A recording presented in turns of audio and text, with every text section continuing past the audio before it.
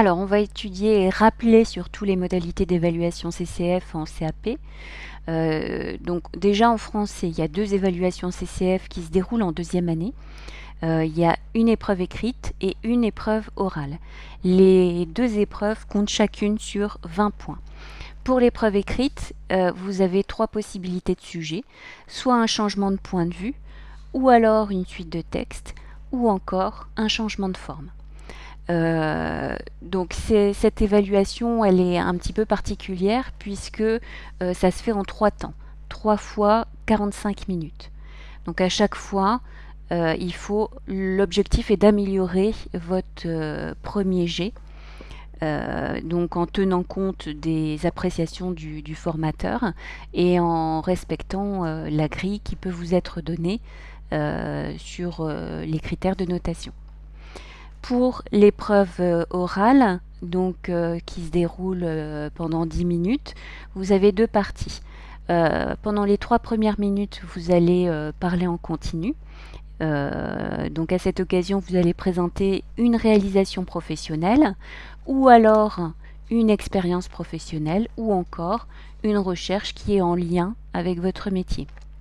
Et pendant les 7 minutes restantes, le jury va essayer de vous faire préciser des points ou va essayer de vous faire développer certains aspects que vous n'avez pas suffisamment développés à son goût et surtout approfondir votre réflexion.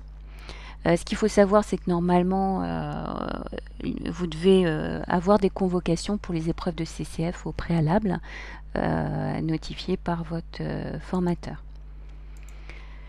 Ensuite, pour l'épreuve d'histoire-géographie UMC, c'est une évaluation qui se déroule également en deuxième année et qui dure 15 minutes.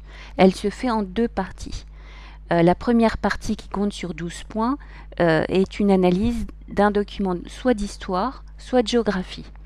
Et donc, vous allez devoir présenter ce document à l'oral et justifier son choix en précisant son sens global, en mobilisant les repères spatiaux et temporels, c'est-à-dire en indiquant quand cela date ou sur quelle zone géographique le document porte.